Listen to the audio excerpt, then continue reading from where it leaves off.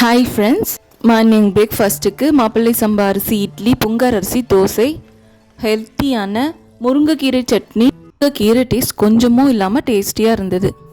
ஹெல்த்தியான முள்ளங்கி சட்னி, கருப்பு கவுனி அரிசி, தேங்காய் பூரண கொழுக்கட்டை.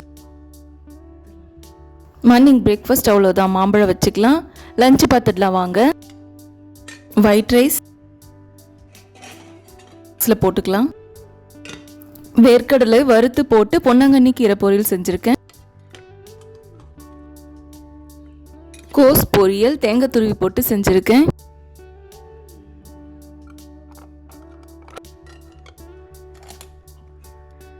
சுண்டைக்காய் உருளைக்கிழங்கு காரக்குழம்பு வச்சுருக்கேன், ஊற்றிக்கலாம்.